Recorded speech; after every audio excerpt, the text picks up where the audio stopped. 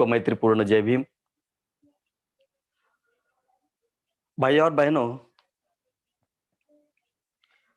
जिस प्रकार से पद्मभूषण जी ने कहा कि पिछले 10 या 11 महीने से हम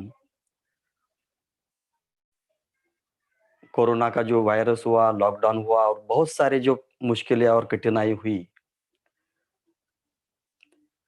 तो ये जो आधार था कि हम धम्म के सानिध्य में थे, बहुत सारे कार्यक्रम यानी प्रादेशिक स्तर पर हुए, राज्यों के स्तरों पर हुए, नेशनल लेवल पर हुए और अंतर्राष्ट्रीय स्तर पर हुए। तो मैं त्रिरत्न मीडिया इंडिया का बहुत शुक्रगुजार हूँ, बहुत धन्यवाद देता हूँ, क्योंकि उन्होंने पूरे जगत को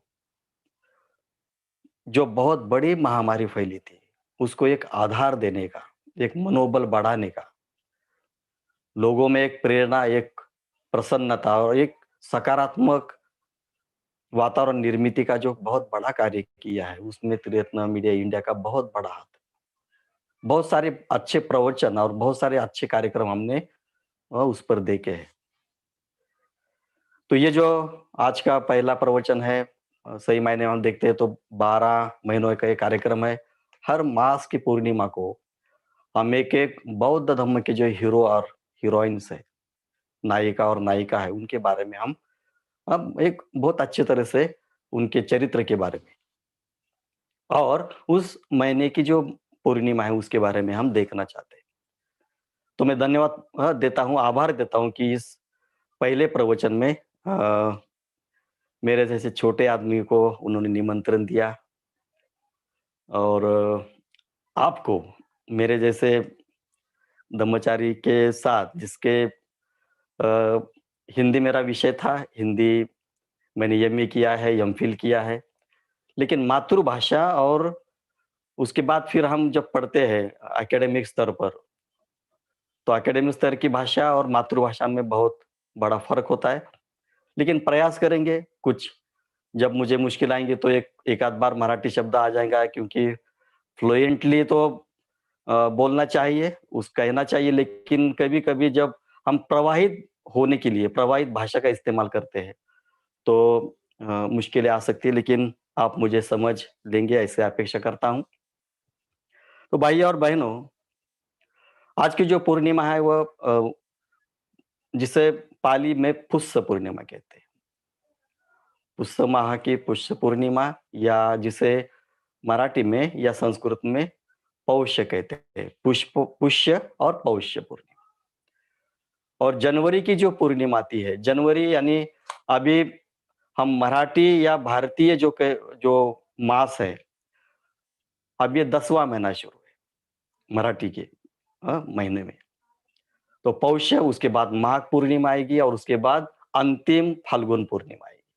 तो ये 10वीं है, अभी 11वीं आ जाएंगे और उसके बाद 12वीं माघ और फाल्गुन आ जाएगी। उसके बाद फिर चैत्र और फिर वैशाख, फिर ज्येष्ठ, आषाढ़, इस तरह से वो चैत्र से हमारे भारतीय शेके जिसे कहते हैं, शक या मराठी महीना कहते हैं, तो वो चैत्र से शुरू होता है। गुड़ी पाड़वा हम देखते हैं, गुड़ी पाड़वा यानी चैत्र महीने का पहला दिन रहता है, गुड़ी पाड़वा। तो लेकिन हमने ये जनवरी से लेके दिसंबर तक ये बहुत अच्छी तरह से हमने इंग्लिश कैलेंडर के तहत जो भी पूर्णिमा आती है, उसे हमने दिसंबर तक ये पूर्णिमा का आयोजन किया है। तो आज के दिन, इस पूर्णिमा का दिन, पौष्य पूर्णिमा के दिन क्या हुआ था, ये देखेंगे। जिस प्रकार से कहा है, पद्मभूषण जी ने कहा है कि आज के दिन 2 घटनाएं घटी। उसके पहले मैं ये कहना चाहता हूँ कि बौद्ध धम्म में या बौद्ध के जीवन में, बुद्ध के जीवन में जो भी बातें घटी है, जो भी अत्यंत अनमोल, अमूल्य, महत्वपूर्ण जो बातें घटी है, उसका संदर्भ पूर्णिमा से आता है। तो इसका क्या अर्थ हो सकता है कि हर एक बात, यानी बुद्ध का जन्म हो, सिद्धार्थ का जन्म हो या संबुद्धि प्राप्ति हो या महापरिनिर्वाण हो या उनके शिष्य है या उनके उनकी प्राप्ति है, तो ये सारी बातें पूर्णिमा के दिन ही क्यों आती है? इसका क्या अर्थ हो सकता है? इसके कुछ मायने रखते हैं क्या कि हर एक बात पूर्णिमा के दिन क्यों ही आती है। यानी सिद्धार्थ का जन्म है, उसके पहले भी महामाया की जो गर्भधारणा है, वो भी पूर्णिमा के दिन है। तो ये जो सारी बातें पूर्णिमा से जुड़ी होती है, इसका मतलब यही है कि जिस प्रकार से अमावस की रात के बाद पहला दिन जो आता है, अमावस यानी जिस प्रकार से पूरा जो चांद है वो अभी अस्तित्व में नहीं है। उसकी पूरी उसके ऊपर काली छाया है ना, पृथ्वी की छाया है। तो वो अस्तित्व नहीं में, अभी अभी उसका अस्तित्व कुछ भी नहीं है। होगा तो वह जिसे हम नकारात्मक कहते हैं या जिसे वो अविकसित कहते हैं। और नकारात्मक शब्द थोड़ा-सा अलग है, लेकिन जो अविकसित अवस्था है, अभी किस उसका कुछ भी महत्व नहीं है। ऐसा जो कुछ वो चंद्र है वह या चाँद है वह अमावस्या का है।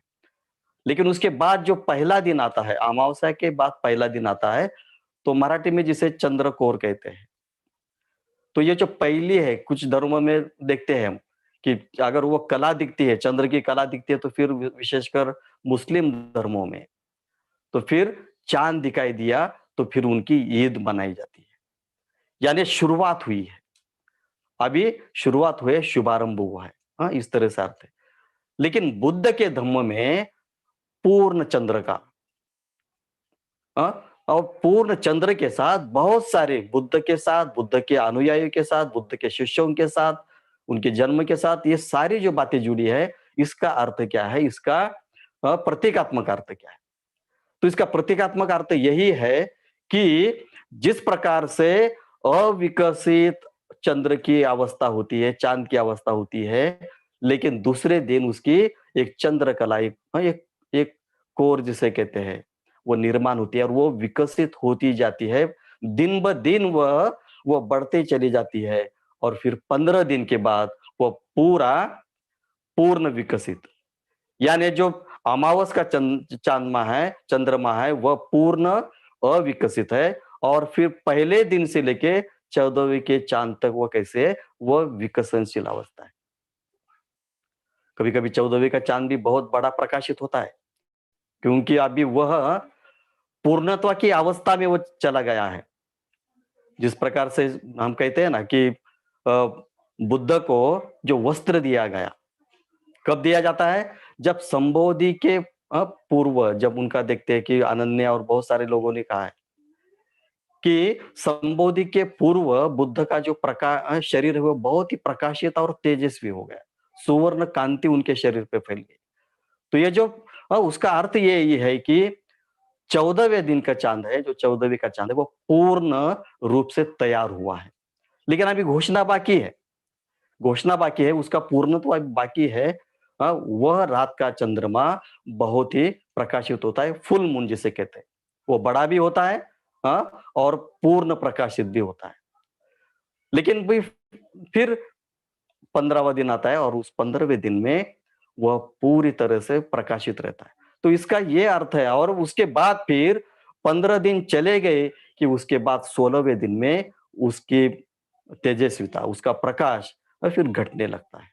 ये निसर्ग का क्रम है।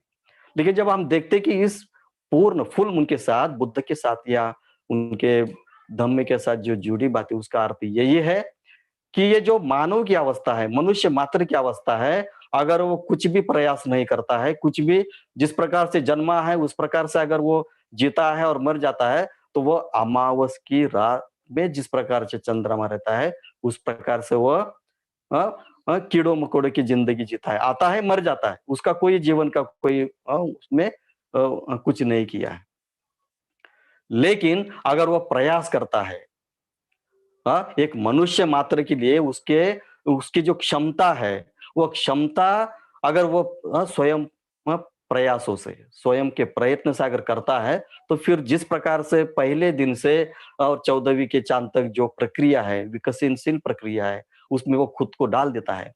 शील समाधि मार्ग के ऊपर वो चलता है, अष्टांगिक मार्ग का अवलंब करता है, तो फिर वह पूर्णत्व की अवस्था की, मनुष्य मात्र की पूर्णत्व की अवस्था, ये संबोधि की अवस्था है। और उसके जो फिर मार्ग है, मार्गस्थ है, बहुत सारे लोग। तो ये जो विकसनशील अवस्था है, ये पूरे धम्म मार्ग के ऊपर जो भी चलने वाले हैं, जो खुद के ऊपर कार्य करते हैं, खुद के एक मनुष्य मात्र की जो क्षमता है वो पूरी तरह से विकसित करने में जुटे हैं, वो सारे लोग विकसनशील अवस्था में हैं। और फिर पूरे जब 10 बंधन आश्रव छूट जाते हैं, नष्ट हो जाते हैं, प्रज्ञा का आगमन होता है, प्रज्ञा का उदय होता है, तो फिर फुल मून, पूर्ण चंद्रमा हमें दिखाई देता है। तो ये पूर्णिमा का महत्व है और पूर्णिमा के चंद्र का महत्व है। और उसी दिन हम देखते हैं कि पूरा जन्म सिद्धार्थ का उसी दिन हुआ। अभी उसके बाद उसका जन्म नहीं होगा और मृत्यु भी नहीं हो जाएंगी। संबोधि परिपूर्ण संबोधि है। उसके पहले बहुत सारे लोगों ने संबोधि प्राप्त की है, 27 बुद्ध हुए हैं, लेकिन उनका भी इतिहास हम देखते हैं तो उनके साथ भी पूर्णिमा का संबंध। तो ये बात मैं कहना चाहता हूं। आज की जो पूर्णिमा है पौष पूर्णिमा, तो पौष पूर्णिमा और उसके आगे की जो पूर्णिमा है वो बहुत महत्वपूर्ण रहेगी, माघ पूर्णिमा। वो अभी जो हम अगले महीने में देखेंगे तो उसके बारे में भी बहुत अच्छी तरह से हमें जानकारी मिलेगी। तो आज के दिन दो घटनाएं, जिस प्रकार से पद्म बुद्धि जी ने कहा कि दो घटनाएं घटी। पहली घटना, वैसे देखा जाए तो वो तीन घटना है। पहली घटना कि बुद्ध का आगमन राजगृह में होता है। अभी बुद्ध कहाँ है? बुद्ध है उरुवेला में। उरुवेला यानी आज का जो हम गया कहते हैं, फिर उसका नाम बुद्ध गया हो गया। तो उरुवेला से 400 माइल राजगृह है। तो वहां से पैदल आते हैं। और क्यों आते हैं? क्योंकि जब ग्रह त्याग सिद्धार्थ ने किया था और ग्रह त्याग करने के बाद वह राजगृह से गुजरे थे और राजगृह में बिंबिसार ने कहा था। बहुत अच्छी बात है, आप बाबा साहब का ग्रंथ पढ़ते हैं बुद्धा एंड धम्मा, तो उसमें बहुत सारे बातें सिद्धार्थ की और बिंबिसार की हुई है कि मैं तुझे आधा राज्य देता हूं, ये आधा राज्य तू स्वयं खुद के बलबूते पे तू उसको विकसित कर, राजा बन, सम्राट बन, ये धनुष्य बाण हाथ में ले और जितनी तेरे ये बल है उसके बदौलत तू सम्राट या साम्राज्य निर्माण कर सकता है। ये पहले की बात है, जब ग्रह त्याग हुआ तब की बात है। लेकिन और फिर जाते वक्त सिद्धार्थ ने कहा था कि जब भी मुझे संबोधि प्राप्त होगी, जब भी मैं खोजने के लिए जो मैं अभी जा रहा हूं, जब मुझे मिलेगा तो मैं तुम्हारे राजगृह आऊंगा। तो ये जो वचन दिया था बिंबिसार को राजगृह आने का, वो वचन निभाने के लिए बुद्ध यहाँ पे आते हैं राजगृह। और फिर राजगृह में आने के बाद बहुत आनंदित होता है कि जिस प्रकार से सिद्धार्थ ने ग्रह त्याग किया था और अभी संबोधि प्राप्त करने के बाद वो मेरे राज्य में आया है। बहुत ही स्वागत उनका होता है, बुद्ध का स्वागत होता है। और कहते हैं कि बुद्ध का स्वागत करने के लिए बिंबिसार अपने साथ पूरे राज्य के, मगध राज्य के, मगध राज्य की ये राजधानी थी और राजगृह ये राजधानी थी। तो 12 लाख लोगों के साथ बिंबिसार बुद्ध का दर्शन करने के लिए आता है, 12 लाख लोग।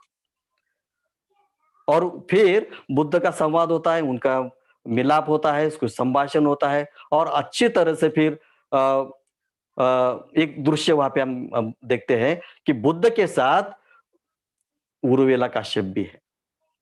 बुद्ध के साथ उर्वेला काश्यप, जटिल काश्यप बंधु हम जैसे कहते हैं, जो बड़ा है उर्वेला, फिर नदी काश्यप है, गया काश्यप है। तो बुद्ध के साथ उर्वेला काश्यप और बुद्ध एक साथ आ रहे हैं। अब बुद्ध नए नए है, लेकिन उर्वेला काश्यप का बड़ा नाम है, उसके बहुत बड़े परिवाचक है, बहुत बड़े शिष्य वर्ग है।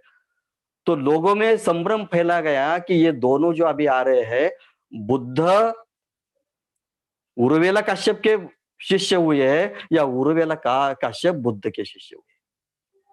संभ्रम हुआ, खुद राजा को संभ्रम हुआ कि क्या किस प्रकार से ये हुआ है। और फिर संभ्रम निर्माण के लिए बुद्ध को पता चला कि इस प्रकार से संभ्रम निर्माण हुआ है, तो फिर जब वो विराजमान होते हैं, उनका आसन तैयार किया जाता है और फिर वह बताते हैं कि उर्वेला काश्यप जी आप बताइए कि आपने क्या देखा और क्या अभी आप कैसे हैं। तो फिर उर्वेला काश्यप कहते हैं कि मेरा जो अग्निहोत्र था, अग्निहोत्र मैंने त्याग दिया है, उसमें कुछ भी मुझे प्राप्ति नहीं होने वाली है। केवल मेरी जो आकांक्षा है, लोभ है, वो बढ़ाने के लिए, मुझे ये मिले, मुझे वो प्राप्त हो, मुझे ये मिले, इस प्रकार से मैं केवल अग्निहोत्र जलाते हुए मैं मेरी जो अभिलाषा है, मेरी इच्छा है, आकांक्षा है, लोभ है, केवल उसे बढ़ाने के लिए मैं प्रयास करता था। और लेकिन मुझे अभी आर्य मार्ग मिला है, सच्चा मार्ग मिला है, और मैं फिर बुद्ध को वो साष्टांग प्रणाम करता है और मैं बुद्ध का शिष्य। तो ये प्रसंग है। और ये पूरा माहौल देखने के बाद फिर बिंबिसार राजा कहता है कि मैं अभी आपका शरणागत उपासक हूँ। आजीवन, जब तक मेरा ये जीवन है तब तक मैं आपका उपासक। उसके साथ जो 12 लाख जन समुदाय, वहां पे बहुत जन सैलाब वहां पे आया है, उसमें से 1 लाख लोग उपासक होते। तो ये बहुत बड़ी घटना है। उपासक, अब हम देखते कि 2-4 उपासक उस वक्त हुए थे, यश के पिताजी और उसकी माताजी और उसकी पत्नी। लेकिन राजगृह में बहुत बड़ी बात हो गई कि 1 लाख के संख्या में उपासक ने दीक्षा ली। बाबा साहब, हम देखते हैं कि बाबा साहब ने 5 लाख लोगों को। तो ये जो बड़ा है सामूहिक धर्मांतर, या सामूहिक बुद्ध को स्वीकारने का पहली बार इतिहास में देखते हैं कि 1 लाख लोगों ने उपासक बुद्ध के हो चुके हैं। फिर उस दोनों का संवाद होता है राजगृह में, किसका? बुद्ध का और बिंबिसार का। तो बिंबिसार कहता है भगवान बुद्ध से कि मैं जब युवा था तब मुझे ऐसा लगता कि मैं मगध का सम्राट बन जाऊं, मेरा राज्याभिषेक हो, मैं राजा हो जाऊं, ऐसी मेरी एक कामना थी। और मेरे पिताजी ने 16 वर्ष की उम्र में मुझे मेरा राज्याभिषेक किया। 5 बातें बताता है वो कि मेरे 5 आकांक्षाएं थी, अभिलाषाएं थी। उसमें से पहली थी कि मैं राजा बनूं। और ये पहली बात मेरे पिताजी ने 16 वर्ष की उम्र में मुझे मेरा राज्याभिषेक किया, और वह अभिलाषा हाँ, मेरे पिताजी ने पूरी। दूसरी मेरी अभिलाषा क्या थी कि मेरे राज्य में जब मैं राजा हो जाऊं, तब मेरे राज्य में सम्यक संबुद्ध आ जाए, उनका आगमन हो जाए। तो आज के दिन आप जब मेरे राज्य में आए हैं, तो मेरी दूसरी अभिलाषा, मेरी दूसरी कामना पूरी हुई है। तीसरी कामना, वो कहते हैं कि मैं उन जब भी कोई संबुद्ध आ जाएगा, मैं उनकी सेवा में उनकी सेवा करता रहूं। तो ये आज के दिन मैं आपकी सेवा करना चाहता हूं। ये मेरी तीसरी कामना आज पूरी हो गई। और चौथी कामना मेरी ये थी कि मैं बुद्ध का धम्मो उपदेश सुन सकूं। तो आपका भी जो उपदेश दिया है, वो उपदेश भी, मेरी ये चौथी कामना पूरी हो गई है। और 5वीं मेरी कामना थी कि मैं बुद्ध के साथ उनका धम्म उपदेश करने के बाद मैं स्वयं वो अनुभूति प्राप्त करूं, जो संबुद्धि की अनुभूति प्राप्त है, या उसका जो स्वाद जिसे कहते हैं, वो स्वाद में चखूं। और आपको पता होगा कि ये 5वीं भी अभिलाषा पूर्ण होती है बिंबिसार की। और जब बुद्ध प्रवचन देते हैं, तो प्रवचन देते देते और सुनते सुनते बिंबिसार श्रोतापन्न हो जाता है। तो पहली घटना बुद्ध का राजगृह में आगमन, दूसरी घटना बिंबिसार की दीक्षा, और एक तीसरी घटना है। तीसरी घटना यह है कि बिंबिसार की दूसरी शादी हो गई थी। पहली कौशल देवी के साथ उनका विवाह था, वो महारानी थी कौशल देवी। लेकिन भद्र देश यानी आप जो पाकिस्तान है, तो सयाल में एक सुंदर, अति सुंदर एक राजकुमारी थी। सयाल यानी सयालकोट, अभी जो हम जिसे पाकिस्तान में स्थित है। तो वो इतनी सुंदर थी कि उसका नाम भी हम खेमा देखते हैं। तो खेमा यानी बहुत ऐसा कहते हैं कि जिसे कोई पीड़ा नहीं हुई। खेमा यानी जो सहनशील है। और इसके वजह से ऐसा नाम गिरा था कि जब उसका जन्म हुआ, तो उसके माँ को कुछ भी पीड़ा नहीं हुई, बहुत ही सरलता से उसका जन्म हुआ। तो उसकी वजह से उसका खेमा नाम। तो ये जो कहानी है, तीसरी जो घटना है तो यही है कि खेमा के साथ फिर बिंबिसार की शादी होती है और अभी बिंबिसार तो श्रोतापन्न है, अभी देखते हैं कि श्रोतापन्न हुआ है। तो जब बुद्ध के साथ संपर्क होता है, श्रोतापन्न अवस्था प्राप्त होती है, बहुत सारे बंधन टूट जाते हैं। चिंता ये लगती है कि मेरे सारे जो मेरे कौशल देवी है, मेरे सारे बच्चे हैं, मेरे सारे अनुयायी है, सब बुद्ध के अनुयायी है, शरणागत उपासक है। लेकिन खेमा बुद्ध का द्वेष करती है, घृणा करती है, उसका उनका तिरस्कार करती है। क्यों करती है? क्योंकि खेमा अति सुंदर थी। इतनी सुंदर थी कि बहुत सारे लोग उसके ऊपर मुग्ध हो जाते थे, उसके ऊपर जान न्योछावर करते थे। अब ये तो राजा है, मगध सम्राट है और ये जो मगध सम्राट है, ये बहुत आपको पता है कि मगध साम्राज्य आगे चलकर फिर चंद्रगुप्त हुए, फिर अशोक सम्राट हुए, सबका ये जो मगध साम्राज्य है, उसका निर्माता शिशुनाग है। शिशुनाग से ये मगध परंपरा चली। तो सम्राट के रानी होने के बहुमत तो उसको मिला, लेकिन सुंदरता की वजह से। अब बिंबिसार की बात ऐसी है कि वह बुद्ध का उपासक है, बुद्ध के धम्म के साथ उनका बहुत उनका साथ जुड़ा है, बहुत सारी बातें होती है। लेकिन उनको एक एक चिंता सताती है कि मेरी जो ये पत्नी है, वो पत्नी ये जो रानी है, वह बुद्ध की बहुत घृणा करती है, तिरस्कार करती है। तो किस तरह से मैं बुद्ध के सानिध्य में उसको लाऊं? और फिर बुद्ध का जब आगमन होता है, अभी देखते हैं कि आगमन होने के बाद भी खेमा बुद्ध के सामने नहीं आती। वो अपने ही राजमहल में रहती है, अपने अपने महल में रहती है। सारे उनके पुत्र है, उनकी कौशल देवी बीवी है, सब है, स्वयं है, लेकिन खेमा बुद्ध के सामने नहीं आती। फिर बुद्ध चले जाते हैं, बहुत दिनों के बाद, बहुत साल बीत जाते हैं। इधर चिंता सताती है कि क्या करे, और अब फिर अजातशत्रु भी बड़ा हो रहा है और इस पूरे वातावरण में चिंता सताने के बाद उनको ऐसा लगता है कि मेरा जीवन, एक तो मैं धम्म की शिक्षा में उपासक हूं, मैं अब आसक्ति में मैं पड़ा नहीं रहना चाहता, और दूसरी ओर मैं पूर्णतः उसे छोड़ भी नहीं सकता, क्योंकि अगर मैं आसक्ति में रहता हूं तो भी पीड़ा हो जाएंगी, और उसके साथ अगर मैं दुराभाव निर्माण करता हूं, उसके साथ में अगर दूर जाता हूं, तो वह भी पीड़ा का है, क्योंकि गृहस्थी धर्म का ये पूरा मेलजोल करना पड़ता है। और फिर वो बहुत सारी उपाय करता है। एक दिन फिर से राजगृह में भिक्षु संघ के साथ बुद्ध को बुलाते हैं, बुद्ध को खाना परोसते हैं, बहुत सारी बातें होती है।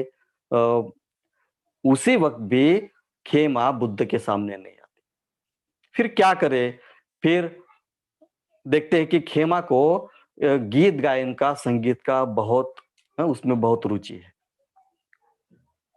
और फिर वेणुवन का वर्णन उस राज्य के जो कवि है, गीतकार है, उनसे बिंबिसार कहता है कि आप क्या करें, वेणुवन का आप बहुत अच्छी तरह से वर्णन करें, उसका गायन करें, और फिर वह गायन रानी खेमा के सामने करें। और फिर वो गीतकार और संगीतकार क्या करते हैं, वेणुवन का बहुत ही अति सुंदर सुमधुर ऐसे शब्दों के साथ उसका वर्णन करते हैं, उसका गायन खेमा के सामने करते हैं।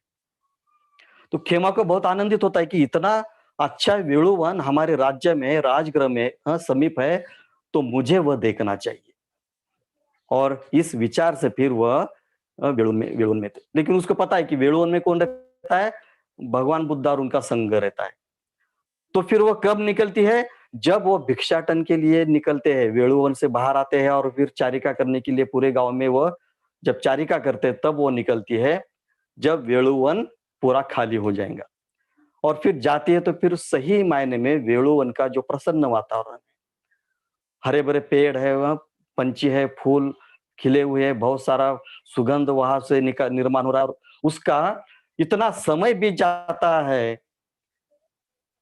कि दिन ढलने लगता है, और फिर वो देखते हैं कि इतना बड़ा वेणुवन की सुंदरता, प्रसन्नता, प्रफुल्लितता, ये देखकर वह क्या होती है, समय का पता नहीं चलता। और फिर वो जब वेणुवन से बाहर निकलती है, तो फिर वो देखती है कि पेड़ के नीचे बहुत सारे भिक्षु ध्यानस्थ बैठे हैं।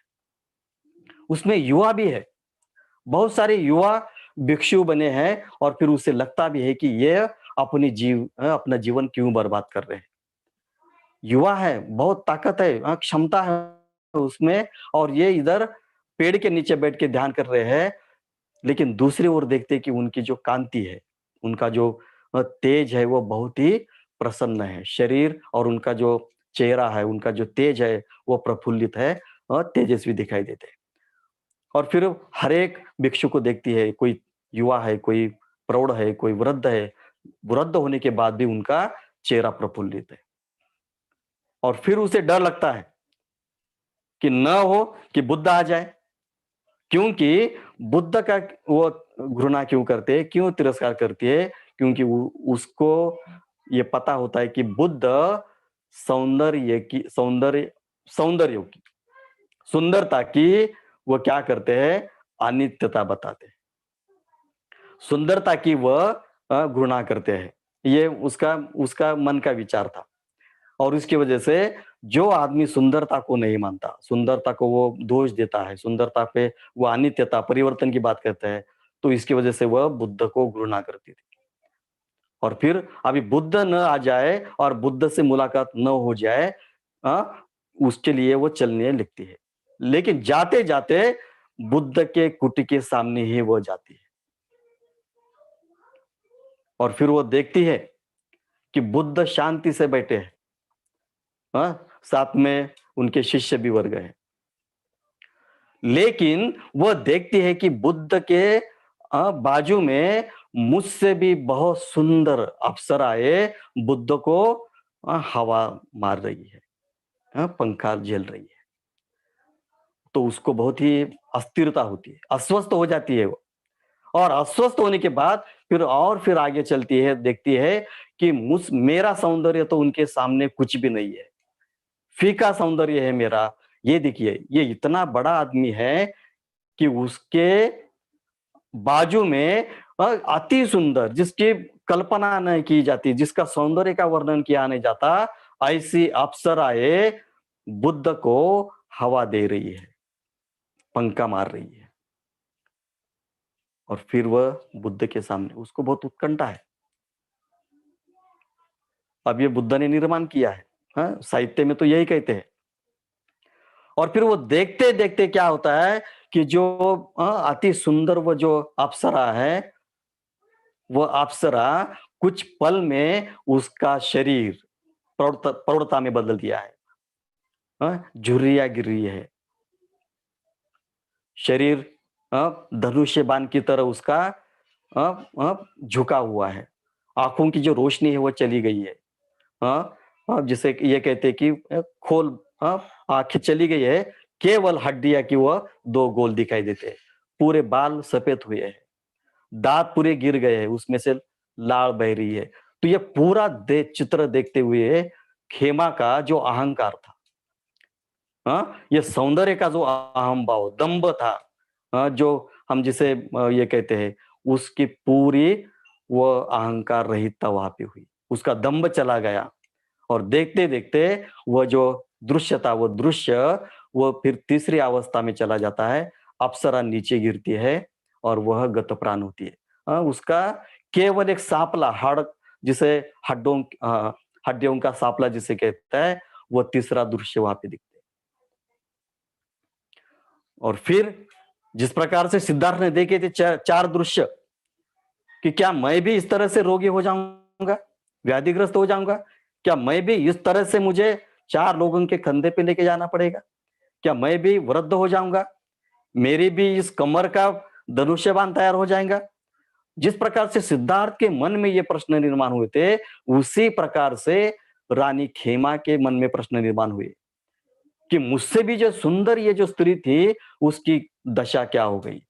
वो बूढ़ी हो गई, और बूढ़ी नहीं तो वो मर भी गई। क्या मैं भी बूढ़ी हो जाऊंगी? क्या मेरा सौंदर्य, मेरा जो अभी ये जो तेजस्वी रूप है, इतने मैंने जो ये संभाल के संजो का रखा है, वह भी इस प्रकार से नष्ट हो जाएगा?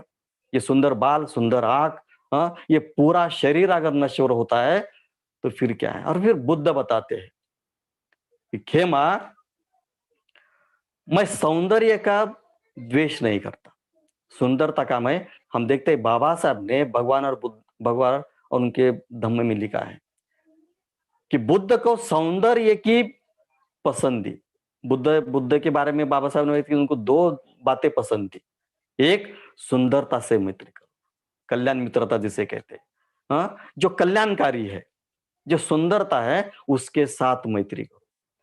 तो सुंदरता से मैं घृणा नहीं करता, सौंदर्य से मेरी कोई दुश्मनी नहीं है, लेकिन अगर मैं सुंदर हूं तो दूसरा कुरूप है, दूसरा मुझसे बदतर है, दूसरा अच्छा नहीं है, ये बात गलत है।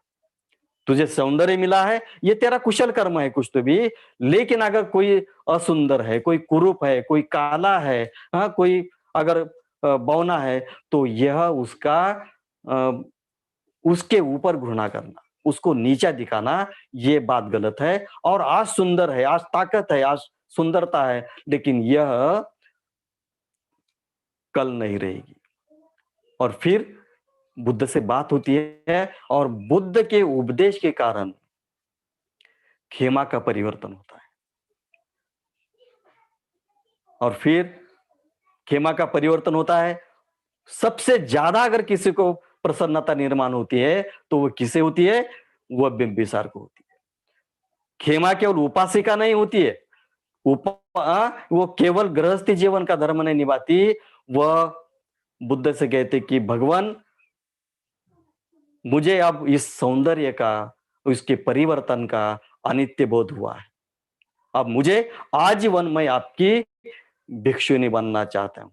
हाँ, मैं ग्रह त्यागी जीवन बिताना चाहती हूँ।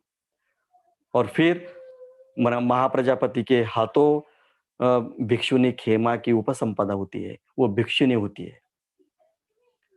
जिस प्रकार से उसे अनित्य बोध हुआ खेमा को, उसे कहते हैं वो प्रत्युत समुत्पन्न बुद्धि थी। क्योंकि कारणों का कारण और उसका परिणाम ये जानना, क्षण में जानना, ये प्रज्ञावती की बात होती है, प्रज्ञावान की बात होती है। और फिर उसका हम देखते हैं कि खेमा जो अहंकार में दबी थी, जो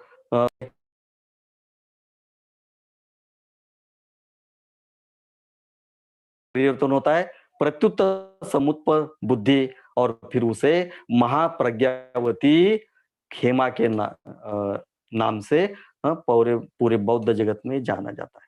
तो ये आज के दिन बुद्ध का राजगृह आना,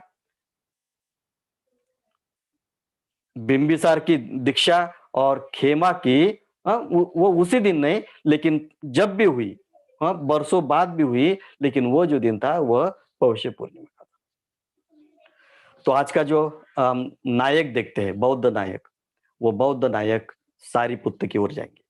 और सारिपुत्त जिसे हम अग्र शावक कहते हैं, बुद्ध ने दोनों को अग्र शावक कहा है। अग्र शावक यानी धम्म सेनापति। सेल ने प्रश्न किया था, सेल ब्राह्मण था और उसने प्रश्न किया था बुद्ध कि बुद्ध, आप खुद को राजा समझते हैं, धम्म राज्य आपने निर्माण किया है और उस धम्म राज्य का आप सम्राट खुद को कहते हैं, राजा कहते हैं, तो आपके इस धम्म राज्य के आप राजा है, लेकिन सेनापति कौन है? तो बुद्ध ने उस सेल ब्राह्मण से कहा था कि सेल ब्राह्मण, तुमने जो कहा है वो सही है, मैं धम्म राज्य की बात कहता हूं और मैं धम्म का सम्राट हूं, धम्म का राजा हूं, और मेरे दो सेनापति है। एक जो मेरा बाया हाथ है, दाहिना हाथ है, वह सारिपुत्त है, और जो दूसरा बाया हाथ है वह महामोगलायन है। और ये महाप्रज्ञावान, और दूसरा है रिद्धि सिद्धि में रिद्धि सिद्धि बल प्राप्त दूसरा सेनापति। तो आज हम सेनापति की बात करेंगे, सारिपुत्त की बात करेंगे। सारिपुत्त का जीवन हम देखते हैं तो बहुत ही, यानी बुद्ध के संपर्क में आने के पहले हम देखते हैं तो सारिपुत्त राजगृह के समीप नालग्राम में उनका जन्म होता है। नालग्राम में अब स्थित वह कहाँ है? वह नालंदा में, शायद वह अभी जो हम देखते हैं वर्तमान में, तो वह नालंदा में वह हम नालग्राम देखते हैं। तो सारिपुत्र उनके जो पिताजी थे और माताजी थे, उनका हम थोड़ा संक्षिप्त में उनका हम परिचय लेंगे।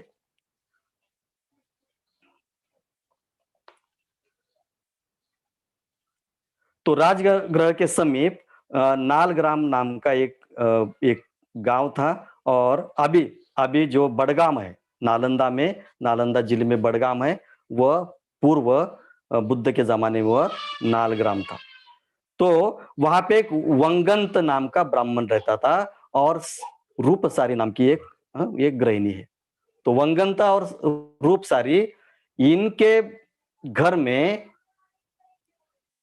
उपतिष्य नाम का लड़का पैदा हुआ ना, उनका जन्म हुआ। और रूपसारी को कहते हैं कि 7 लड़के हुए, यानी 4 लड़के 3 लड़कियां। तो पहला तो ये उपतिष्य था, दूसरा था चुंद, तीसरा था उपसेन, और चौथा था रेवत। ये 4 भाई थे। और उनकी जो बहनें थे, वो बहनें चाला, उपचाला और शिशुपचाला। भाई कौन से थे? खुद खुद उपतिष्य, चुंद, उपसेन और रेवत, ये 4 भाई, और चाला, उपचाला और शिशुपचाला, ये 3 बहनें। अब देखिए कितनी कमाल की बात है। ये पूरा सृष्टि का घर है, बड़गाम, जो नालगाम कहते हैं हम। तो ये बहुत बड़ा सृष्टि का घर है, और उसके बाजू में दूसरा एक गांव है जिसे कोलित कहते हैं। तो इस कोलित में, कोलित का जन्म हम मालूम है कि वहां पे कोलित यानी जो मोगलायन है। तो मोगलायन की बात हम करेंगे नहीं, लेकिन साथ साथ कुछ समय तक हमें सारिपुत्र और मोगलायन को साथ साथ देखना पड़ेगा। तो सारिपुत्र बड़े हैं, और ये बाकी के 6 जन छोटे उनसे। बुद्ध के सानिध्य में जाने के बाद, यानी सारिपुत्र जब बुद्ध के सानिध्य में आते हैं, सेनापति होते हैं, तो उनके जो ये 6 भाई बहन हैं, वो 6 भाई बहन बुद्ध के सानिध्य में आते हैं, और ये 7 ही लोग, यानी सारिपुत्र है, उनके 6 यानी 3 बहनें 3 भाई, ये सातों जन अरहंत होते हैं। रूपसारी का बहुत बड़ा हम देखते हैं अंत में रूपसारी का जो चरित्र है और उसका जो अंत है, वो बहुत अच्छी तरह से हुआ है। तो कहते हैं कि ये जो वंगंत है या रूपसारी है, बहुत ही अमीर थे, श्रेष्ठी थे, और उनके घर में 500 वो डोलियां थी। डोलिया यानी जब कंधे पे कोई विदाई जाते हैं या कोई दूसरे गांव में जाता है, तो 500 ये डोलियां थी, और वो सोने की थी। यानी अगर कोई बहुत बड़ा आदमी है, कोई सृष्टि है, उसकी बहू जा रही है, या किसी लड़की का आगमन हो रहा है, या कोई जाना चाहता है, तो इनका वह इस्तेमाल करते थे, वो भाड़े पे देते थे, उनका व्यवसाय था। तो इतना बड़ा परिवार था, 500 डोलियां थी, और कोलित के घर में 500 गाड़ियां थी, बैलगाड़ियां थी। यानी बैलगाड़ी, उसके उस गाड़ियों पे अश्व जोते जाते थे, अश्वों की गाड़ी थे वो। तो ये बहुत दोनों अमीर थे। अभी साथ में जन्मे ये उपतिष्य और कोलित, और फिर साथ में जन्म के बाद दोनों एक मेले में जाते। बहुत बहुत बड़ा पहाड़ है, और पहाड़ के ऊपर इनका वार्षिक मेला वहां पे जमा।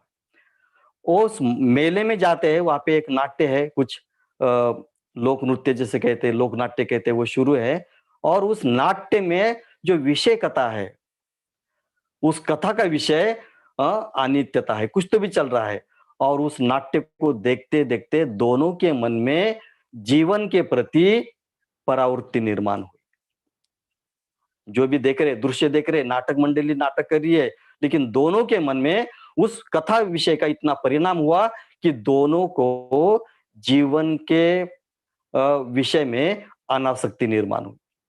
और फिर वहां से वो दोनों भी समविचारी थे, दोनों वापस चल रहे कि चलो अभी हम भी इस जीवन में कुछ नहीं बचा है, अब हम क्या करेंगे, परिवज्जा लेंगे। और उस देखते उस मेले में बहुत सारे हजारों लोग जमे हैं, कुछ नाच रहे हैं, कोई गा रहे हैं, कोई बाजा बजा रहा है, कोई इतने बेहोश लोग हैं। हाँ? जतरा में, मेले में उतने देखते हैं, हम जाते हैं जब देखते हैं तो बहुत प्रसन्न रहती है, बहुत ही खेल कूद कहते हैं, बहुत मनोरंजन होता है। जाते जाते दोनों के मन में आती है कि ये जो सारे हजारों लोग हैं, शताब्दी के अंदर इसमें से कोई नहीं बचेगा। देखिए कितना, यानी अनित्यता बोध जब होता है जीवन के प्रति, जीवन का जो असारता है, जीवन की जो असारिता है, वह असारता इन दोनों के मन में निर्माण। आज ये जो नाच गाना चल रहा है, माँ बाड़ा बजाना चालू है, बहुत सारी बातें हुई, लेकिन इस शताब्दी के अंत तक 100 वर्ष के पूर्व ये सारे लोग जो अभी जीवित है वो मरने वाले हैं। जीवन की गहरी अनास्था, अनासक्ति निर्माण हुई और दोनों ने निश्चय किया कि नहीं, अब इस जीवन में पुनः जाना नहीं।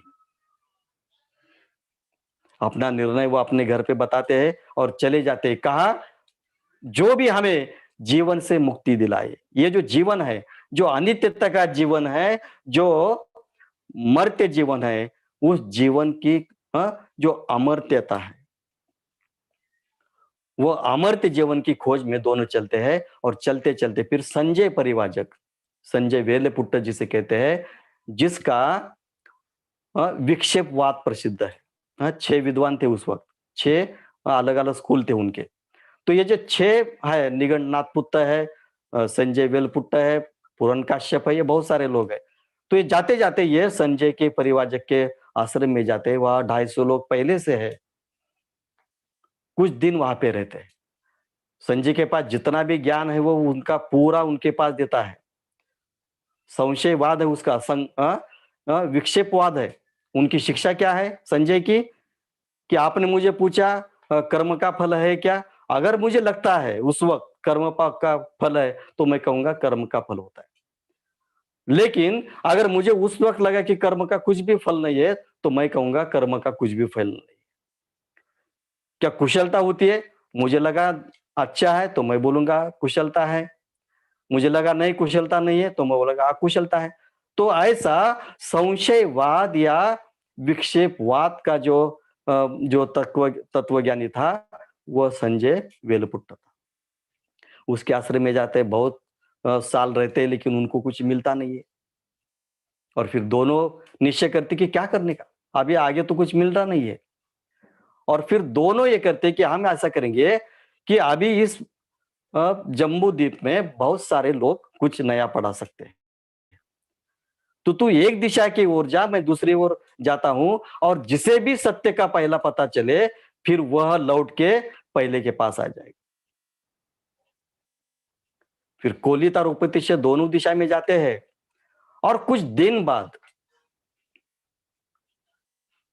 अभी ये राजगृह में है पूरे लोग, बुद्ध भी राजगृह में है, क्योंकि कोलित और ये जो नालग्राम है राजगृह के समीप ही है।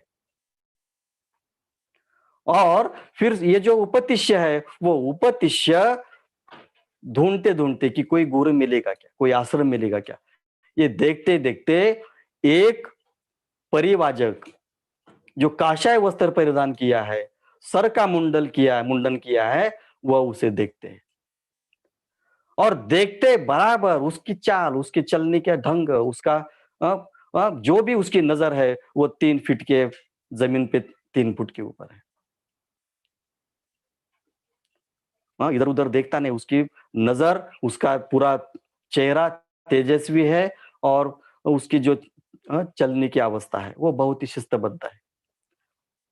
और फिर वो प्रभावित होता है, पहला ही आकर्षण उसके, ये जो हमारा शरीर है, इस शरीर का बहुत प्रभाव उसके ऊपर होता है, और फिर वह उसके पीछे पीछे चलता है। वो कहना चाहता है कि आप कौन है। कौन कहना चाहता है, उपतिश्य कहना चाहता है इस आदमी को देखते हुए कि आप कौन है, आपके गुरु कौन है, आपकी शिक्षा क्या है, ये सब देखना, पूछना चाहता है। लेकिन उसकी जो चारिका है, उस चारिका में वह रुकावट पैदा नहीं करना चाहता। उसे लगता है कि मेरा दुस्साहस होगा, और फिर वह चारिका करता है, उस गांव में जाता है, भिक्षाटन करता है, और भिक्षाटन करने के बाद एक पेड़ के नीचे आता है, और वह भिक्षु भिक्षा ग्रहण करता है, और भिक्षा ग्रहण होने के बाद फिर वह उपदेश के सामने जाता है, और फिर उसके मन में जो प्रश्न उठे हैं, वो प्रश्नों को वो कहता है कि आप कौन हैं, आपके गुरु कौन है, और आपकी शिक्षा क्या है। क्योंकि आपका जो ये मुख पे जो तेजस्विता है, आपको जो ये पूरा जो व्यक्तित्व है, वो मैंने अब तक नहीं देखा है। तो ये कौन था? तो ये जो पंचवर्गीय भिक्षु है, उसमें से सबसे छोटा है अश्वजित, जिसे अश्वजी कहते हैं। कौंडिन्य, वप, भद्दीय, महानाम, और सबसे छोटा अश्वजित है। तो फिर वो यो संभाषण दोनों का चलता है कि मैं अश्वजित हूं, और मैं कोई गुरु नहीं हूं, मैं तो शिष्य हूं, लेकिन मेरे जो गुरु है वह भगवान है। तो भगवान की शिष्य, उनकी शिक्षा क्या है? तो अश्वजित कहते हैं उपतिष्य को, क्या कहते हैं कि मैं ज्यादा नहीं, अभी मैं नया हूं, अभी वह बुद्ध के सानिध्य में मैं नया हूं, मुझे कुछ ज्यादा धम्म की मालूमात नहीं है, जानकारी नहीं है, लेकिन मैंने जो जाना है वह आपको मैं बताता हूं। क्या जाना है मैंने? मेरे गुरु की शिक्षा यह है, क्या है? ये धम्मा हेतुपभवा, ये धम्मा हेतुपभवा, हेतुत सन तथागतो आह, ते संचयो निरोधो एवं वादी महासमनो। इसका अर्थ क्या है? इसका अर्थ यही है कि ये जितने भी इस जगत में धर्म है, वह धर्म कारण से निर्मित होते हैं, और तथागत उनका कारण बताते हैं, उनका हेतु बताते हैं, और ये सारे हेतु का नाश होता है, नाश करने का मार्ग है। और कहते हैं कि ये गाथा अश्वजीत अपने उपति से जो आदमी खड़ा है उसके सामने पेश करते हैं, बुद्ध का गुणगान करते हैं, और साहित्य में बताता है, ग्रंथा में बताते हैं कि ये सुनते सुनते उपतिश्य श्रोतापन्न हो जाता है, 3 बंधन उसके टूट जाते हैं, सत्काय दिट्ठी, विचिकिच्छा और शीलोत परामर्श, सारे कर्मकांड उसके निकल जाते हैं सुनते सुनते ही। मन के जो कर्मकांड बहते हैं, वो सारे कर्मकांड की भावना निकल जाती है, क्योंकि संजय के आश्रम में तो कर्मकांड ही थे, उन्होंने किए थे। सारे संदेह, सारे शंका कुशंका ये निकल जाती है, और अनासक्ति तो पहले से ही थी, मेले में जतरा में देखी तो उपरती हुई थी उनको, तो अनासक्ति का भाव निर्माण हुआ था। लेकिन जो जीवन के प्रति और भी मानसिक स्तर पर जो आसक्ति थी, वह आसक्ति भी टूट जाती है, खुद के शरीर के प्रति की जो आसक्ति है वो टूट जाती है। तो सत्काय दिट्ठी, विचिकिच्छा और शील और परामर्श, ये गाथा अश्वजित कहता है, और उस गाथा सुनते सुनते ये 3 बंध टूट जाते हैं। सारिपुत्र श्रोतापन्न होता है, श्रोतापन्न यानी बुद्धत्व के प्रवाह में अभी स्थानापन्न हो जाता है। जीवन का जो प्रवाह है अभी वो छूटा है, जीवन का जो लोभ, द्वेष, मोह, अहंकार, अस्वस्थता, शंका कुशंका, सारे जो भी बातें हैं, उस प्रवाह से अभी वो दूर चला गया, और बुद्ध का जो प्रवाह है, जो मैत्री का है, करुणा का है, वीर्य का है, प्रज्ञा का है, इस प्रवाह में, अनासक्ति का है, इस प्रवाह में दाखिल होता है। इतना आनंद विभोर हो जाता है कि उनको वो प्रणाम करता है, और फिर याद आती है, किसकी?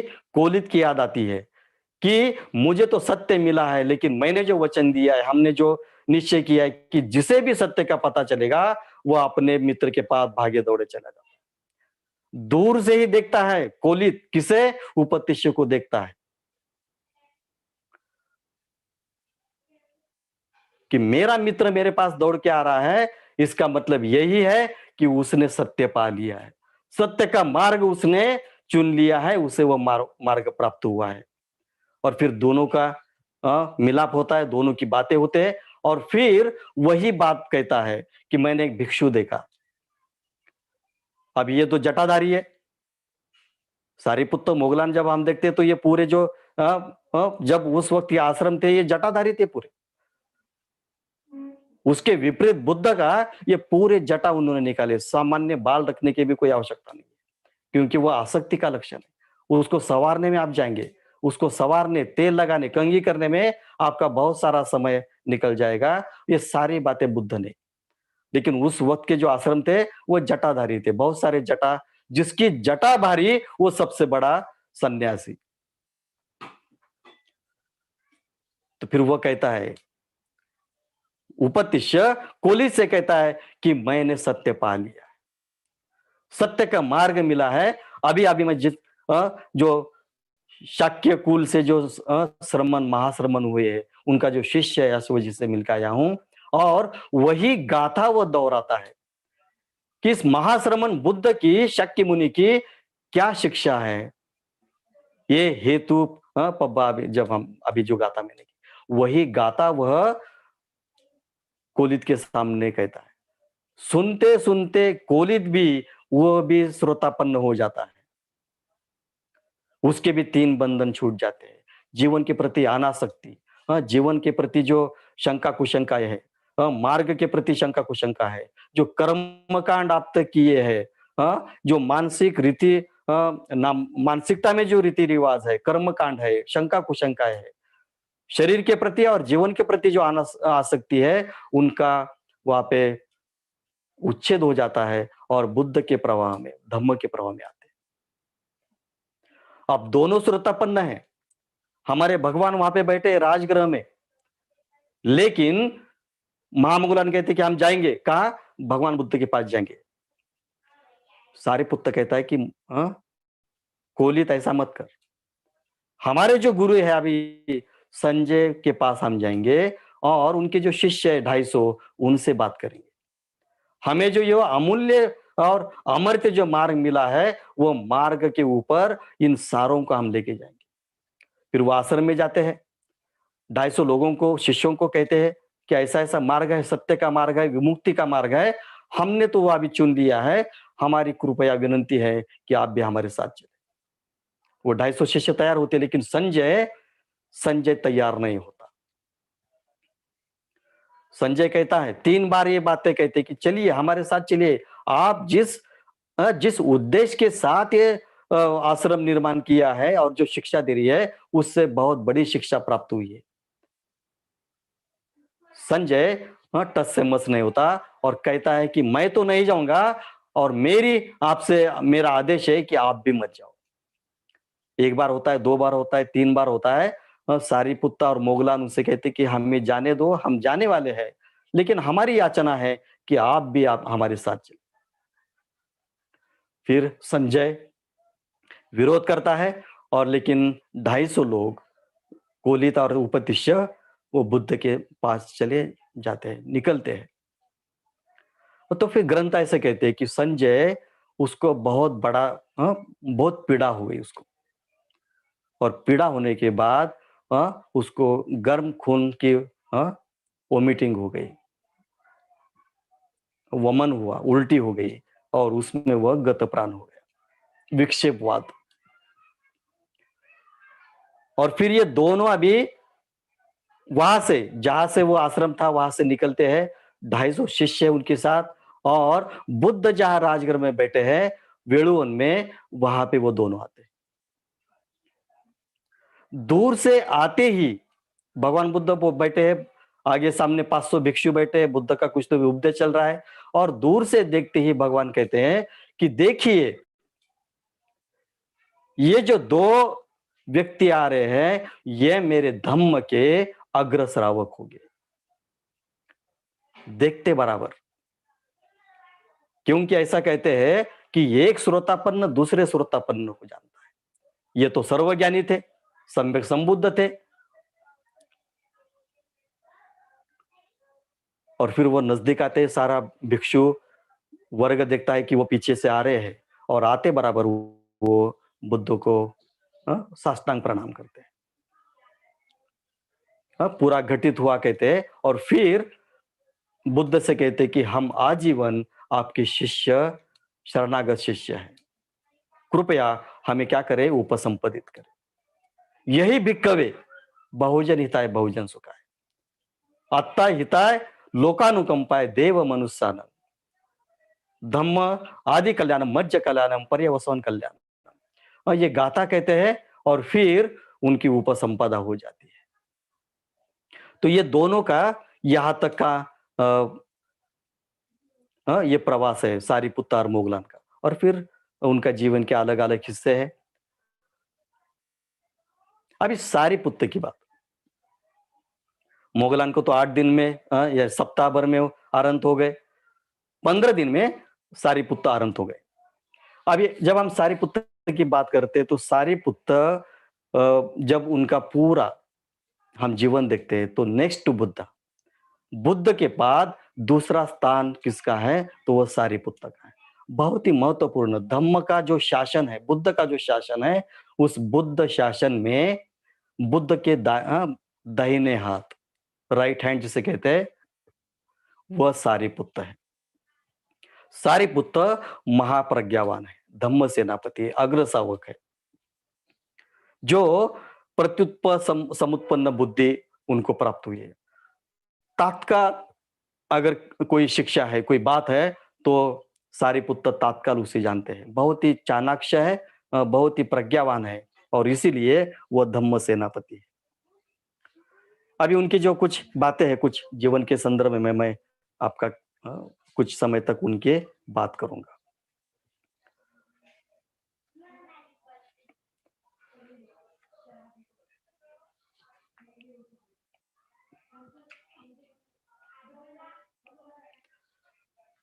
सारिपुत्त के बारे में ऐसे कहते हैं कि एक ब्राह्मण ने जब चारिका करते हुए सारिपुत्त गांव में जाते हुए जा रहे, बहुत ही चंक्रमण गति से, हम जिस प्रकार से चंक्रमण करते हैं सावधानी से, स्मृति साम्राजना के साथ वो चल रहे हैं चारिका करने के लिए, गांव में प्रवेश कर रहे हैं।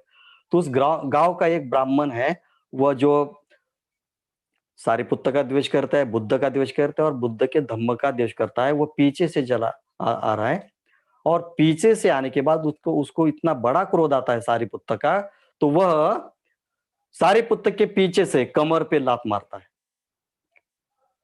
लेकिन सारिपुत्त की इतनी बड़ी सहनशीलता है कि सारिपुत्त, किसने मुझे लात मारी,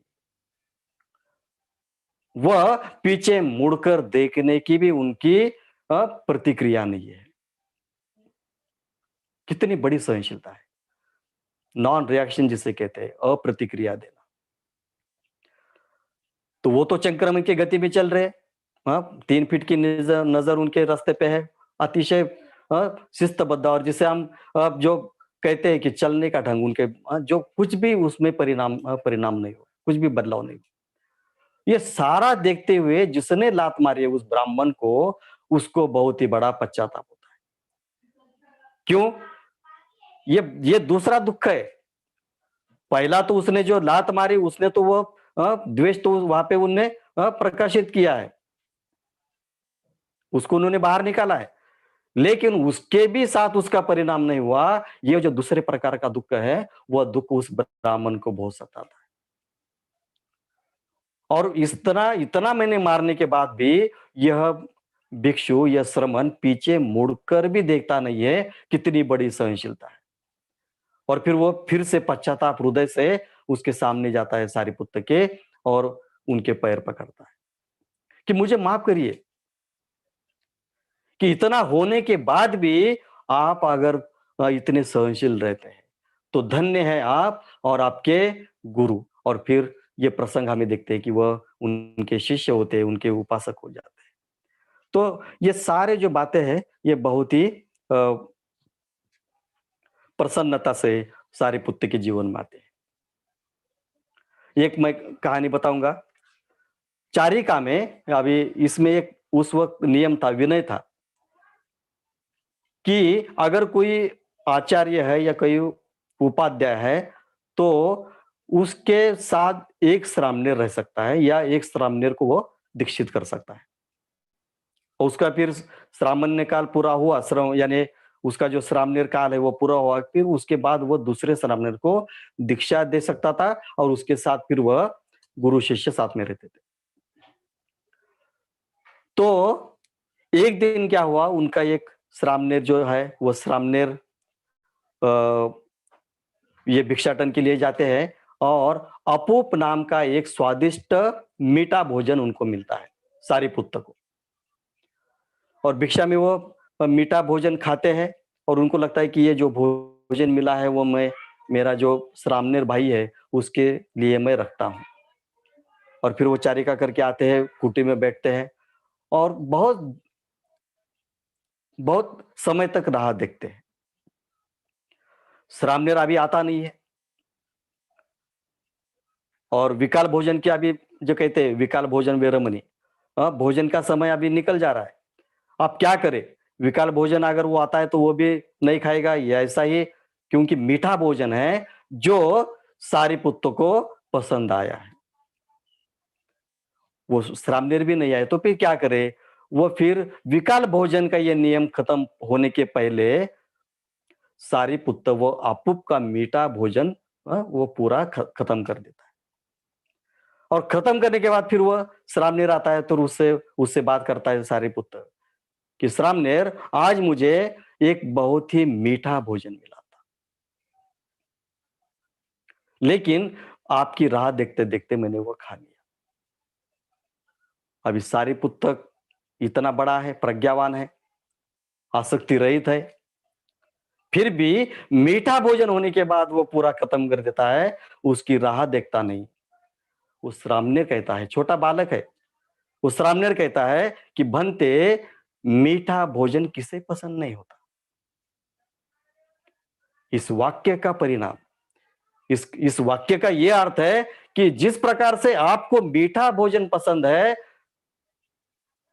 मीठा भोजन किसे पसंद नहीं होता, मुझे भी पसंद है। वो साइलेंटली शब्द है, वो कहता नहीं मुझे पसंद है, लेकिन वो एक वाक्य में सारिपुत्त का पूरा जो विचार है वो विचार परिवर्तन होता है कि मैंने इसके नाम का भोजन मैंने खा लिया है, मीठा भोजन होने के कारण मैंने खा लिया है। तब से वो निश्चय करते, दृढ़ निश्चय करते हैं कि इसके बाद मैं जीवन पर्यंत, जब तक मेरा जीवन है तब तक मैं क्या करूंगा, ये अपूप का भोजन नहीं करूंगा। तो ये दृढ़ निश्चय था, एक वाक्य का परिणाम बहुत ही बहुत बड़ा इसके ऊपर हो गया और सारिपुत्त ने वह खाना ये किया है। एक दूसरी बात कहना चाहता हूं, जो अश्वजित के साथ है, सारिपुत्त ये धम्म सेनापति है, बुद्ध नेक्स्ट टू बुद्ध है, बुद्ध के बाद उनका स्थान धम्म में है। लेकिन अस्य जी के प्रति सारिपुत्त के मन में बहुत बड़ी श्रद्धा है। पहला गुरु भगवान बुद्ध है, दूसरा गुरु अश्वजित है। और सारिपुत्त के बारे में कहते हैं कि सारिपुत्त अगर उस इलाके में है, उस परिवेश में अगर रहता है, तो बुद्ध को मिलने के बाद, बुद्ध का दर्शन करने के बाद सारिपुत्त अश्वजित के कुटी में जाते थे, उनका दर्शन लेते थे और उसके बाद फिर वो अपने कुटी में आके वो विश्राम करते थे। वो उनका हर रोज का ये उनका एक, जिसे हम पैटर्न कहते हैं, वो पैटर्न उनका चालू था।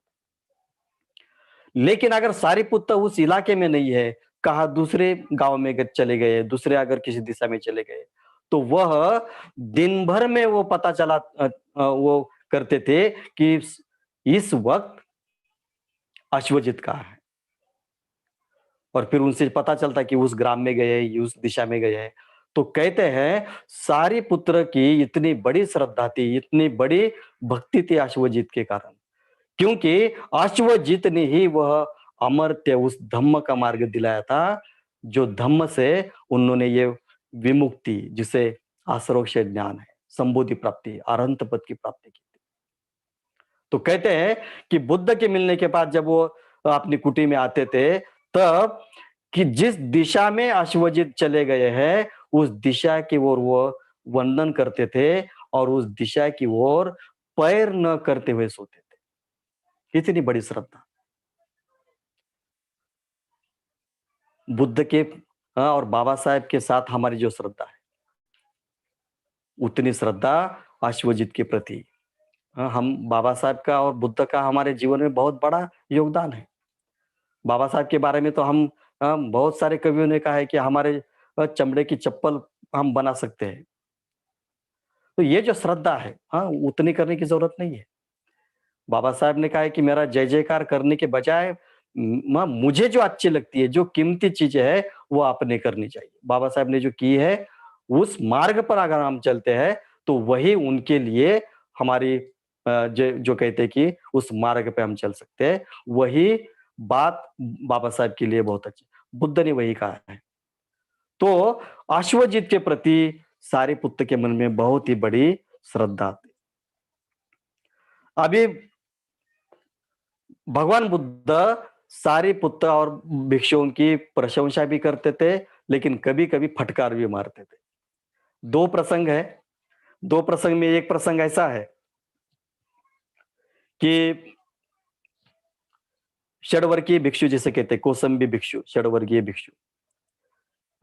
इनका जो चरित्र है वो बहुत ही ऐसे कहते हैं कि वह जो षड्वर्गीय भिक्षु थे, वह जब एक कार्यक्रम होता था या कुटी ये होती थी, तो वहां पे ये पहले घुस जाते थे कुटियों में और अपना अपना आसन, अपना अपना बिछाना ये पकड़ के रखते थे अपने और अपने साथियों के लिए। तो एक दिन क्या हुआ, सारिपुत्र के लिए कोई जगह नहीं रह गई।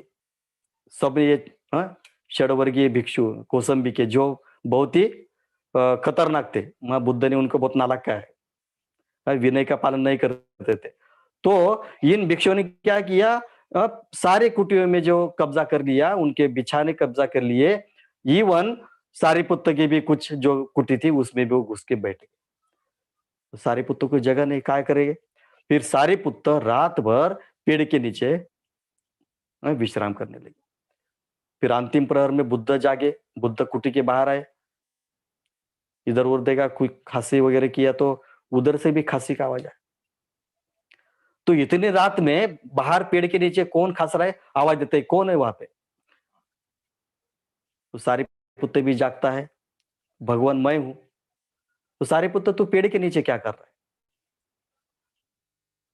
तो भगवान रात में ये 6 षड्वर्गीय भिक्षु आ गए और उन्होंने पूरे जो जितने भी कुटी थी, बिछाना था, जितने भी गद्दियां थे, जो भी वो बिछाना था, वो पूरे उन्होंने क्या किए, अपने कब्जे में लिए और मुझे कुछ भी नहीं मिला।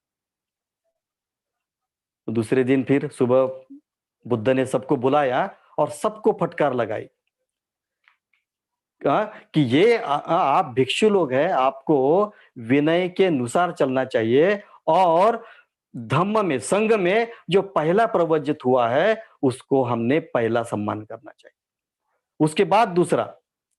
तो हमारे यहाँ पे किसी जाति के वजह से, किसी प्रांत के वजह से, कौसंबी के थे वो भिक्षु षड्वर्गीय, तो जाति विशेष के कारण, प्रांत विशेष के कारण या कोई क्षत्रिय कुल के कारण या कोई ब्राह्मण कुल के कारण यहाँ पे कोई मान सम्मान नहीं होता। सम्मान किससे होता है, तो जो पहला प्रवचित हुआ है, जिसकी पहली उपसंपदा हुई है, वह श्रेष्ठाम में, वह ज्येष्ठाम में, उसका सम्मान कर। तो ये फटकार लगाई। दूसरी फटकार सारिपुत्र को है। अब एक दिन क्या हुआ, उनका जो श्रामणेर शिष्य था राहुल को भी जगह नहीं मिली रात में सोने के लिए। तो राहुल को सारिपुत्र ने बुद्ध का जो स्नान गृह था उसमें रात में सोने के लिए जगह दी। अभी प्रातः समय में जब भगवान उठते हैं तो देखते हैं कि मेरे स्नान गृह में राहुल सोया। सारिपुत्र को बुलाते हैं, तुझे समझ में नहीं आता है, तू तो प्रज्ञावान है, श्रामणेर को कहाँ रखते हैं, मेरे स्नान गृह में उसने जगह दी, तुझे अच्छा, ये तुझे समझ में नहीं आता। इस प्रकार से ये फटकार बुद्ध ने सारिपुत्र को लगाई है। अब बहुत सारी बातें हैं, लेकिन बुद्ध का उपस्थापक बनने के लिए।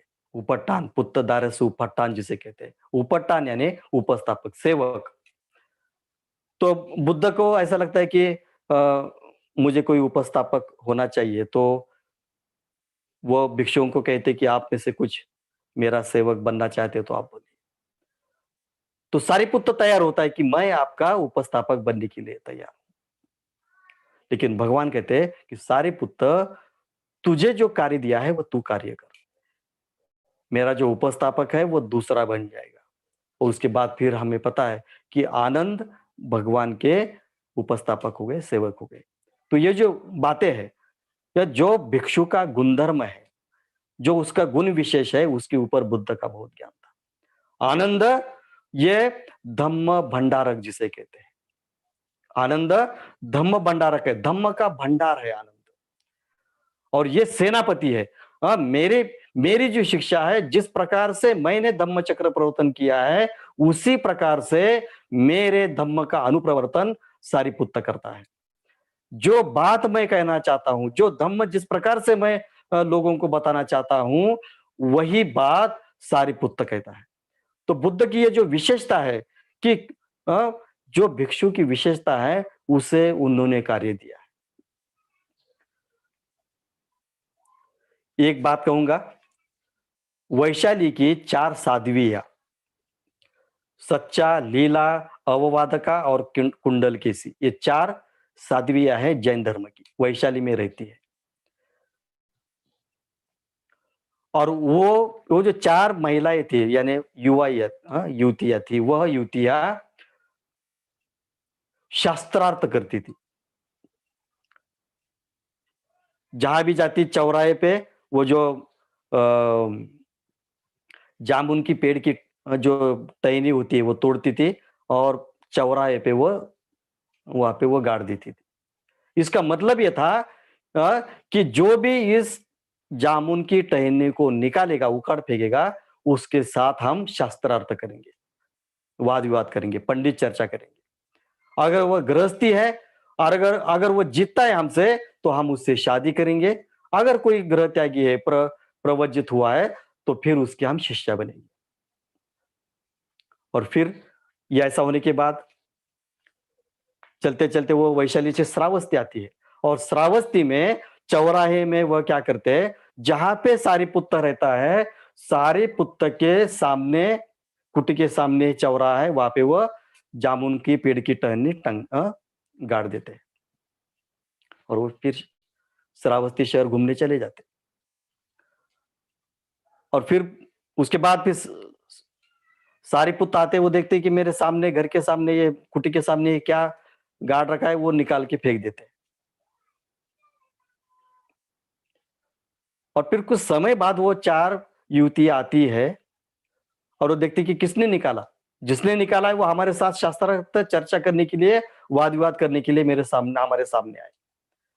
लोग कहते कि वही है, वो पंडित वहां पे बैठे, भिक्षु है, श्रमण है। और फिर वो 4 युवतियां सारिपुत्त के साथ जाती। तो वो 4 जनी जो है, 4 युवतियां सारिपुत्त से चर्चा करती है, और उनके सारे प्रश्नों के उत्तर सारिपुत्त देते हैं। सारिपुत्त कहते हैं, आपको हुआ, अब मेरी बात सुनो, मैं एक ही प्रश्न पूछूंगा, उसका आप मुझे उत्तर दीजिए। इस जगत में एक नाम की क्या वस्तु है? इस जगत को आधार देने वाली एकमात्र ऐसी क्या वस्तु है? वो मुझे बताइए। ये 4 युवते एक दूसरे की ओर देख रही कि कौन सी है। अब तो हमने सुना नहीं, किसी ने बताया नहीं। पराभूत होती है सारपुत्र से कि ये एक नाम की ऐसी चीज है, एक नाम, एक ऐसा नाम बताइए जिसके ऊपर सारा जगत चलता है। आहार, आहार पे सारे प्राणी मात्र जीवित रहते हैं, उनका चलन वलन का काम आहार करता है। पराभूत होती है, और ये 4 युवतियां सारिपुत्र की शिष्या बनती है। अपने पास समय की पाबंदी है, तो चलते चलते मैं अभी अंतिम जो है, बहुत मुझे पता नहीं समय की, लेकिन 1 तास से ज्यादा मेरा प्रवचन चल रहा है। अभी अंतिम बार मैं सारिपुत्र का जो परिनिर्वाण है, उसके बारे में चल, अब 44 साल हुए हैं उपसंपदा लेने के बाद, यानी बुद्ध 45 साल जीवित रहे धम्म संबोधि के बाद, 45 साल, और सारिपुत्र 44 साल। अब अंतिम समय आया है, तो सारिपुत्र फिर कहते कि भगवान मैं जाना चाहता हूं, मेरा जो जन्म गांव है उस जन्म गांव में मेरे माता के पास चला जाता हूं, आप मुझे परवानगी दे।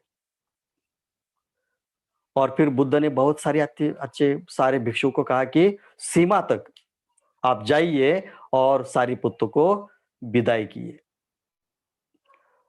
और फिर सारे भिक्षु, सारे ग्रामस्थ, सारे उस गांव के सारे लोग सीमा तक वहां पे आते हैं, और सारिपुत्र को अपने गांव को परिनिर्वाण के लिए विदाई उसे देते हैं।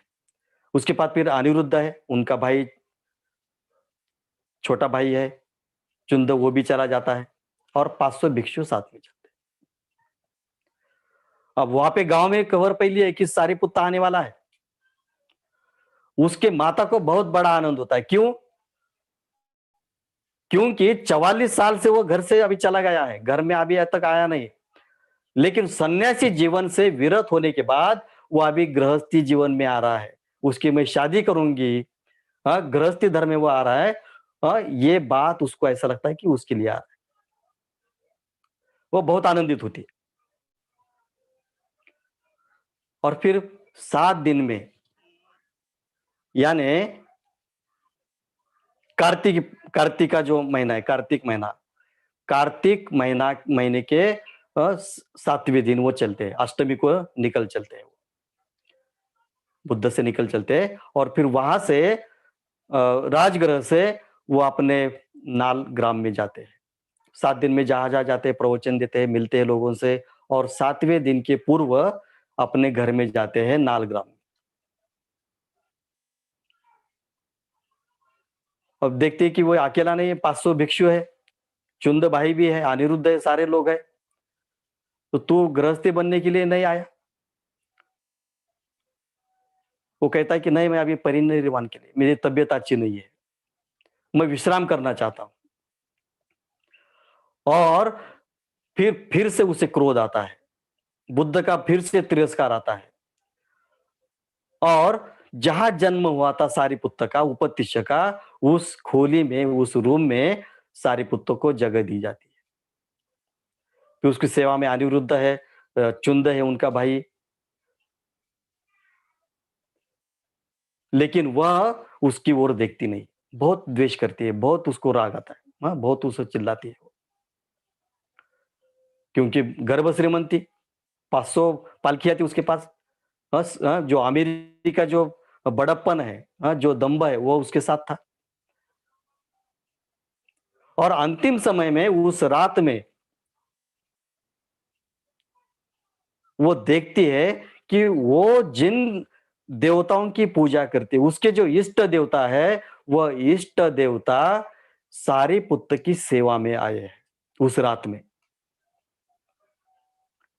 यह दृश्य देखने के बाद रूप सारी दंग रह जाती है, जैसे कि वैसे रह जाती है। वो देखते हैं कि जिसकी पूजा मैं करती हूं, सारा जीवन जिसके सेवा में, जिसके पूजा में, जिसके भक्ति में मैंने लगाया है, वह देवता मेरी पुत्र की सेवा कर रहे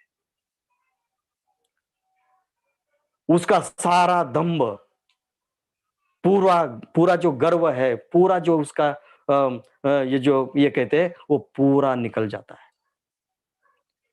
वो सारिपुत्र के रूम में जाती कि सारिपुत्र, मैंने जो देखा ये क्या है, ये सच है या झूठ है?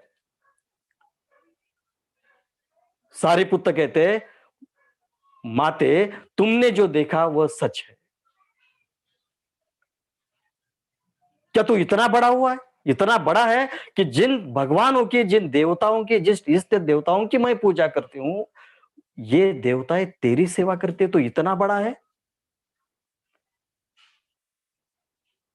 तू इतना बड़ा है तो तेरा गुरु कितना बड़ा होगा?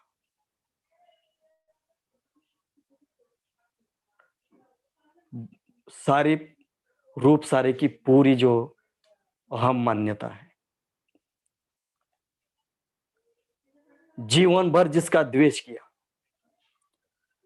जीवन भर जिसे गालियां दी, उस भगवान बुद्ध के प्रति वह पश्चाताप रहित भाव, जिसे पश्चाताप की भावना कहते हैं, वो पश्चाताप से जलने लगी कि मेरा बेटा, मेरे इष्ट देवता जिसकी सेवा करते हैं, ये इतना बड़ा है तो उसका गुरु कितना बड़ा हो। 7 अरहंत की माता है, लेकिन बुद्ध का और पूरे धम्म का और संघ का वो बहुत ही विरोध करती थी, बहुत द्वेष करती थी।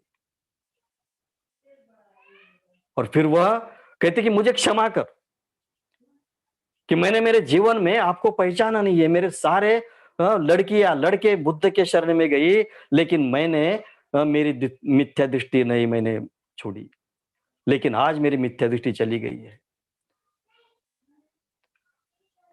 सारीपुत्र अपनी माता को उपदेश करते हैं। कौन सा उपदेश करते हैं? कि बुद्ध श्रेष्ठ कैसे है, बुद्ध का गुणगान करते हैं। इतिपिसो भगवा अरहं सम्मा संबुद्धो विद्या चरण संपन्नो लोक विदो अनुत्तरो पुण्य केतन लोक सत्य, हम जो गाथा कहते हैं। बुद्ध कितने बड़े हैं, बुद्ध का धम्म स्वाख्यातो भगवता कितना सुआख्यात है, बुद्ध सा संग सुपटिपन्नो भगवतो, ये सारे बातें सारीपुत्र अपने रूप सारी माता को बताता है, उपदेश करता है धम्म का। और कहते हैं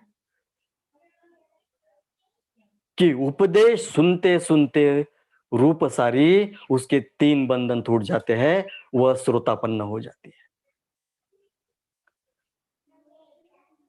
कितनी जादू है। बुद्ध को माया भी कहते हैं। बुद्ध के साथ जो गया वो वापस नहीं आया।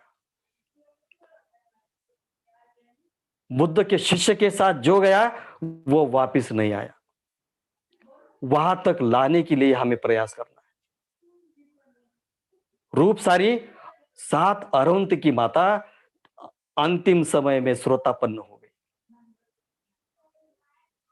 बहुत आश्चर्य होता है कि सारीपुत्र अपने जीवन के 44 साल बुद्ध के साथ रहे, लेकिन अंतिम समय में वह नालग्राम में क्यों आए, अपनी माता के पास क्यों आए? उसका उत्तर यही है कि बुद्ध के बारे में उसके मन में जो द्वेष है, वह द्वेष निकालने के लिए मुझे मेरे गांव को जाना पड़ेगा। वह सारीपुत्र ने किया और फिर सारीपुत्र का परिनिर्वाण हुआ।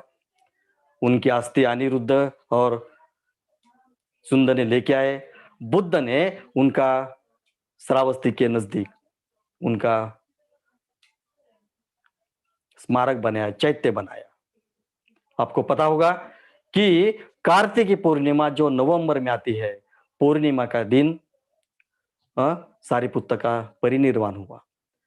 उसके बाद 15 दिन में कार्तिकी अमावस्या को मोगलान का परिनिर्वाण हो गया। तो नवंबर में जो अंतिम रविवार होता है, संडे होता है, उस नवंबर के अंतिम रविवार को सांची में दोनों की अस्थियां वहां पे दर्शनार्थ रखी जाती है। तो ऐसे धम्म सेनापति बुद्ध के बाद, बुद्ध का जो पहला जाने नेक्स्ट बुद्ध कहते हैं, बुद्ध के बाद कौन है तो सारीपुत्र है, महाप्रज्ञावान, महाधम्म सेनापति। ऐसे बहुत अपने नायक है, बहुत अच्छी तरह से बुद्ध के धम्म को, बुद्ध को क्या कहना है वो प्रसंग आपको पता है। सारीपुत्र, मेरी पीठ दुख रही है, मैं विश्राम करना चाहता हूं, अब इसके आगे का जो प्रवचन है वो तू दे। तो ये जो अनुप्रवर्तन है, यह अनुप्रवर्तन करने की बात जब आती है वो तो सारीपुत्र महाप्रज्ञावान की बात है। ऐसे महानायक धम्म सेनापति और महाप्रज्ञावान सारीपुत्र का हम नमन करेंगे, वंदन करेंगे। यहां पर मैं रुकता हूं। धन्यवाद। जय भीम, नमो बुद्धाय। बहुत बहुत धन्यवाद ब्रह्मचारी सुचि रत्न जी, आपने बुद्ध के धम्म सेनानी, धम्म सेनापति अग्रश्रावक सारिपुत्र जी की जीवनी से हमें रूबरू करवाया, परिचित करवाया। और इस तरह निश्चित ही पूर्णिमा का महत्व भी आपने समझाया। और बौद्ध तीर्थ स्थलों का दर्शन करने की, बुद्ध और धम्म गहराई से समझने की और उसके आचरण की तथा धम्म को प्रचारित करने की हमें आपने प्रेरणा दी। और इस दरमियान आपने अनित्यता का भी हमें बोध करवाया। और निश्चित हमारे जो श्रोता है आज जो यहाँ शरीक हुए हैं, उन सबको इसका निश्चित प्रेरणा लाभ हुआ है। अ, साथ ही आपने इतिहास के पन्नों में या धर्म ग्रंथों में जो भी लिखा है उसकी भी हमने यात्रा कराई। तो इसके लिए मैं आपका बहुत-बहुत पुण्यानुमोदन करता हूँ, आभार व्यक्त करता हूँ। आपका बहुत-बहुत धन्यवाद। इसी तरह भाइयों और बहनों, आने वाले 27 फरवरी को जो माघ पूर्णिमा है, उस दिन भी आप इसी तरह बहुत बड़ी संख्या में उपस्थित रहकर इस प्रवचन माला का लाभ उठाइए, ऐसी मैं आपसे गुजारिश करता हूँ। तो इसके पश्चात मैं उनका बहुत-बहुत धन्यवाद देता हूँ। और साथ ही आज की इस प्रवचन माला में जिन्होंने पूजा का नेतृत्व किया, धम्मचारी चंद्रनाग जी, इनका भी मैं आभार व्यक्त करता हूँ। उन्होंने बहुत अच्छी पूजा ली। और त्रिरत्न बौद्ध महासंघ इनकी ओर से जो भी आयोजन समिति है, कमेटी है, उनके सभी सदस्यों का भी मैं पुण्यानुमोदन करता हूँ, धन्यवाद देता हूँ कि उन्होंने इतना अच्छा आयोजन इस पूर्णिमा के शाम करवाया है। और साथ ही त्रिरत्न मीडिया इंडिया का भी मैं बहुत-बहुत धन्यवाद देता हूँ कि उन्होंने इस प्रवचन को हम सब तक पहुँचाया। और जो एक तकनीकी काम था, तकनीकी जो अंग था, उसको बखूबी उन्होंने निभाया। तो नेहा का भी मैं बहुत-बहुत पुण्यानुमोदन करता हूँ, धन्यवाद देता हूँ। इसके बाद हम इस प्रवचन मालिका के इस प्रवचन की समाप्ति करेंगे धम्मपालन गाथा के साथ। तो मैं धम्मचारी चंद्रनाग इनसे गुजारिश करता हूँ कि वे धम्मपालन गाथा का नेतृत्व करें। तो खूब-खूब धन्यवाद।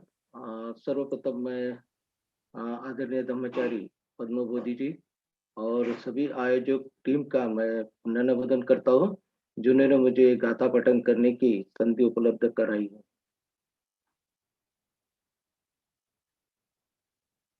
सब पाप अकरणं कुशलस्य उपसंपदा सचित्तपर्योदपणम् एतं बुद्धानुशासनं